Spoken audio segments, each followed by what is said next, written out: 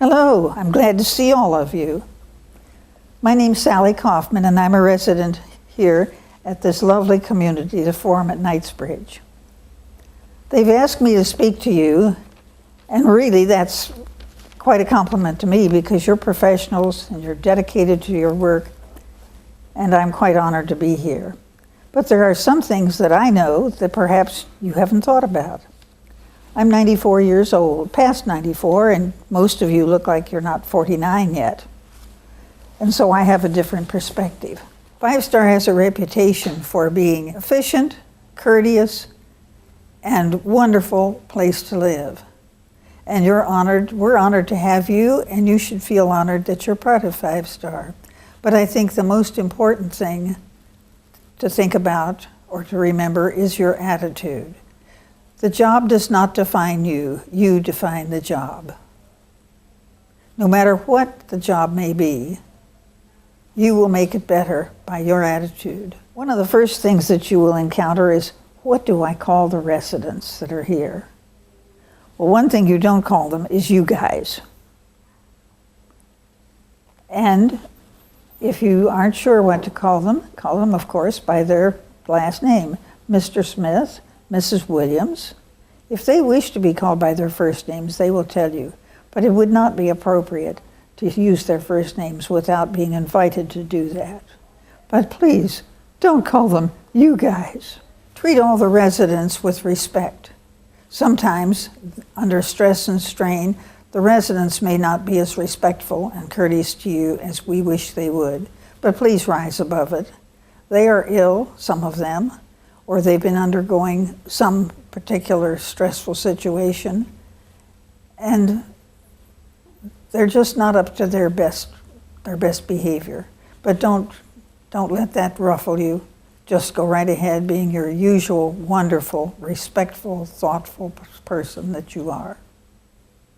When people come to your community, you're responsible for their well-being, physical, mental, emotional, and social. That's a tremendous responsibility, very daunting challenge. And some of us aren't very cooperative. Some of us have the opinion that if we're retired, we don't have to do anything.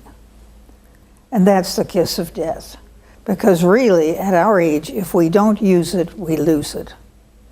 So I'm not saying you should abuse us, and I know you never would, but don't try to preserve us. We're not pickles, we're people.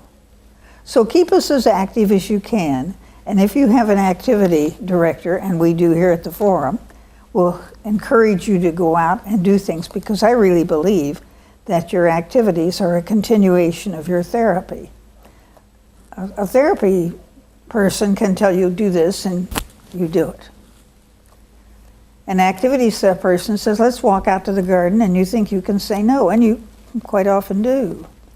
But it's the same exercise. So work with your residents and your community and your activity director to keep us really as active as you possibly can, because it's true, that's the only thing that's going to keep us from going downhill on the long slide, which we really don't want. They say the three most important things, or the only important things to a good life, are someone to love, something to do, and something to hope for.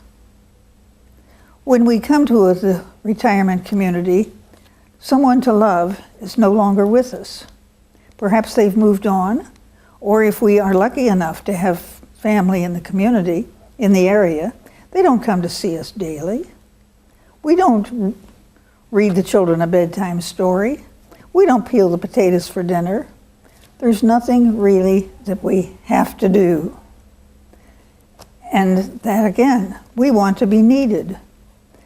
How to find the job or the activity that makes us feel important, that's a challenge. And then, of course, there's the possibility of volunteering in organizations outside of the community. That's always a possibility. Bring the community into us, take us out to the community. That will help to keep us alive. When Ulysses S. Grant was aged, 69 or in his 60s, and he was writing his memoir. Someone said, "Oh, he shouldn't be doing this. It's just killing him." Somebody else said, "Oh no, it's keeping him alive." And that's the way it is with us. We need something to do. We want to be needed. So if you find the task that we can do, that's good. 5-star employees are noted for being courteous and considerate and thoughtful of all our residents. And we appreciate that. You should feel honored that you're going to be part of the team here. But don't forget that we still want to be active as much as possible. So if we're willing to empty our own trash, that's all right, let us do it. If we dust between the times the housekeeper comes, that's all right. That doesn't mean you shouldn't do a good job when it's your turn, but we need to be kept active, and we really want to be. And then, of course, something to hope for. What do we hope for at this stage in life? I think most of us here at the community are hoping that our departure will be smooth and non-traumatic and not a long, declining illness. I'm trying to recall some of the people that I've met here who've moved on and some of the rewards they gave us before they left and our feelings when they were gone. One lady, on her printed sheet at her funeral service, said, "Remember me as loving you." What a wonderful tribute. I think if we could live in such a way with each other, that we will be remembered as loving each other. Wouldn't that be wonderful? Most of us, I think at our age, hope to leave this world, cross the finish line, running strong. If we don't stay active, it's going to be a downhill slide. So help us stay active, encourage us to do things, and bring the family in, our family in, to be part of your family, and you become part of our family too. We need your love and your concern. I want to tell you this little incident from my personal experience. One of our residents, very remarkable lady, was talking on the phone to a friend and said, "I don't feel very well." And her friend said, "You should see your doctor," and she didn't get an answer.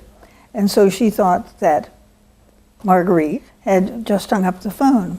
But the next morning, Marguerite Turnbull's lifeless body was sitting in her chair. I'm telling this to residents at the forum. And at the same time, like a Greek chorus, how wonderful. Most of us want to get out quick and easy. That's the best we can hope for. I heard a story which I think you might find interesting. And a young lady, was selling mortuary supplies in Texas. And she was trying to make contact with the receptionist, and she said, "What's the death rate in Texas?"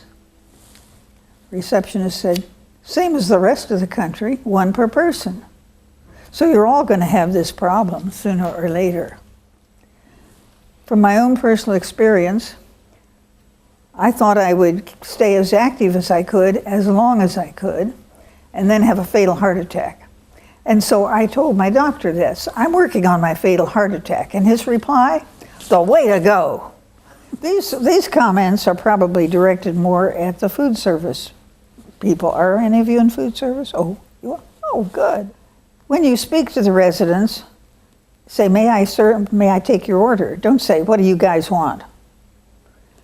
Also, when you're taking plates, don't say, "Are you done yet? May I take your plate?" I could give you a whole seminar on serving, but you don't want that at this point. But don't call them "you guys." Say please and thank you. Try to get the order correct. And if there's something you don't understand, ask them to repeat it. They appreciate your courtesy and your thoughtfulness. We want to be at top form. We want to go out with a smile, and we want to enjoy the time that we are here. It isn't so much of a case of living or dying, it's a case of living until we die. We're counting on you to help us. Thank you for letting me visit with you. Have a wonderful time here at this beautiful community.